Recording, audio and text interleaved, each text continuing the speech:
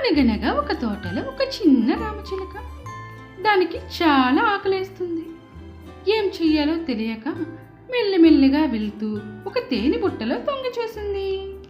చిట్టి చిలకమ్మ, ఏమి చేస్తున్నావ్? తేనె బుట్టలో తొంగి చూస్తున్నా. తేనె బుట్టలో ఏమి ఉంది? తేనె బుట్టలో తేనె ఉంది. అమ్మ వచ్చింది, నన్ను తిట్టింది. అమ్మ నన్ను తిట్టొద్దమ్మా. అమ్మ నాకు తేనె కావాలి.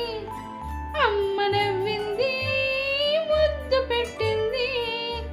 చిట్టి చిలకమ్మ, ఏమి చేస్తున్నా?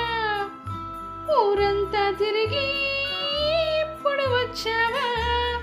చిట్టి చిలకమ్మ, ఏమి చేస్తున్నా?